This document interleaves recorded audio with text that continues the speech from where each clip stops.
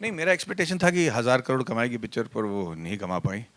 But but जिस तरीके से मुझे प्यार और आदर मिला है और जो रिस्पेक्ट मिला है इस फिल्म की वजह से, वो मैं शायद 1,000 करोड़ देकर भी नहीं कमा पाता।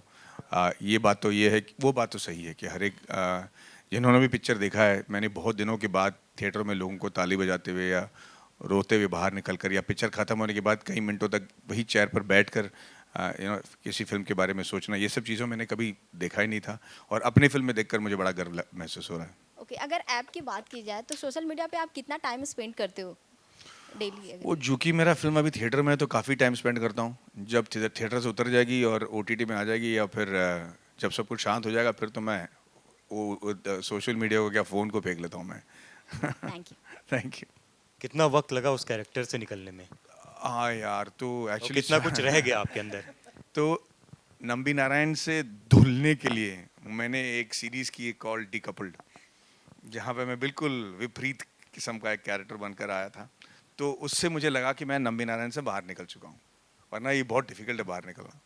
Thank you. नॉर्मली अगर कोई पहली बार निर्माता या निर्देशक बनता है तो बहुत सॉफ्ट सी लव स्टोरी, पेड़ के आजू बाजू घूमना, बीचेस, मतलब बिकिनी, ये वो दिखाना चाहता है, पर आपने हार्डकोर सब्जेक्ट क्यों चुना?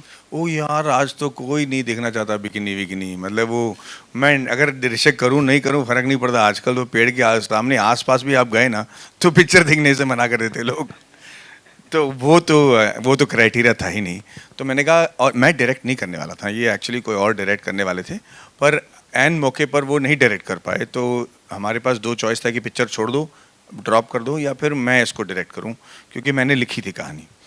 तो मूड में आके मैं हाँ तो कह दिया कि भाई मैं डायरेक्ट करने के लिए रेडी हूँ, क्योंकि अब मैं ना ही सिर्फ प्रोड्यूस कर रहा था, मैं लिख भी रहा था, एक्ट भी कर रहा था और डायरेक्ट भी करने लगा।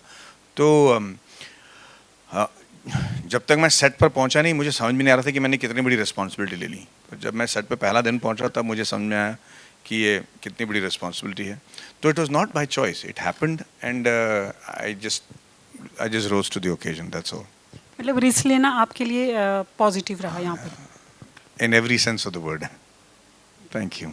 सो न्यूयॉर्क में टाइम स्क्वायर में हमने देखा किस तरीके से लोग बहुत एक्साइटेड थे, एंड जिस तरीके से क्राउड, हम mostly like Indian Bollywood films को हम इतना नहीं देखते हैं आउटसाइड कंट्रीज़ में, लेकिन इस फिल्म को बहुत प्यार दिया है लोगों ने। सो आपका क्या रिएक्शन है इसके ऊपर कि बॉलीवुड फिल्म्स को भी लाइक कितना और वर्ल्ड वाइड होना चाहिए? नहीं, वो तो ऑलरेडी बहुत वर्ल्ड, मतलब हमारे बड़े स्टार्स ने ऑलरेडी इसको इतना लोकप्रिय कर दिया इन ऑल कंट्रीज कि लोग बॉलीवुड फिल्म देखना चाहते हैं।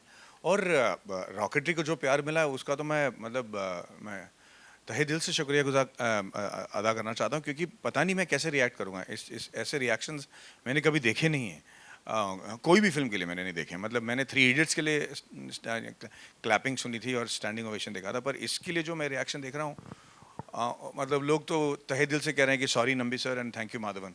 तो ये बात हर जगह मुझे सुनने को मिल रहा है, तो अच्छा लग रहा है यार। इसी वजह से हमने पिक्चर बनाई थी। पर वो हिम्मत कहाँ से आती है ऐसी फिल्म बनाने के लिए, इतना जिस पे आप अपना सब कुछ दे रहे हो, इतना इमोशनली टैक्सिंग भी होता है, जैसा कि आप बता रहे हैं, इतना वक्त दिया, आपको पता नहीं था कि उसको किस तरीके से देखा जाएगा, लेकिन हालांकि अच्छी बात यह है कि रिजल्ट बहुत अच्छा है और बहुत सुखदायक है, लेकिन वो जो हिम्मत है वो कहाँ से आई? बहुत अच्छा सवाल है ये, इसलिए कह रहा हूँ क्योंकि मुझे सोचने पे मजबूर कर दिया इसने।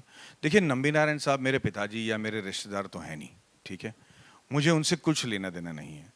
पर कभी कभार ना भाई साहब, एक ज़िंदगी में एक मौका आता है जहाँ पे ना, जिस मोड़ पे आके, चाहे वो फिल्म हो, चाहे वो प्रोफेशन हो, चाहे वो फैमिली हो, या रिलेशनशिप हो, या प्यार हो, मोहब्बत हो, एक मौका, एक पॉइंट आ जाता है जहाँ पे आपको ना उस सिचुएशन से बाहर निकलने आपके लिए आपको सिर्फ अपना इंस्टिंक्ट यूज़ करना पड़ता है। और कोई कभी कभी ये पंगा लेने की ज़रूरत ही नहीं होती लाइफ में कि यार छोड़ दो यार ये। पर कुछ चीज़ें आपके जहन से ऐसे चिपक जाते हैं ना कि आप ना उसको अपने जहन से उतार नहीं पाओगे।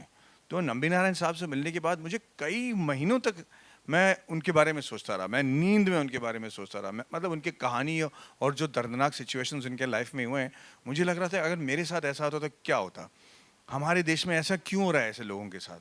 और तो ये सवाल जो क्यों क्यों क्यों हमारे मेरे जहन में उठ रहा था हर रात, मैं उससे बच नहीं पा रहा था।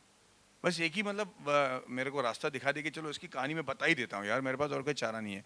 तो ये एक जुनून सा हो गया था ये, वरना रैशनल लॉजिकली समझदारी के साथ ये अगर आप डिसीजन लोगे तो कभी ये फिल्म बनेगी नहीं। So that was what it became a passion.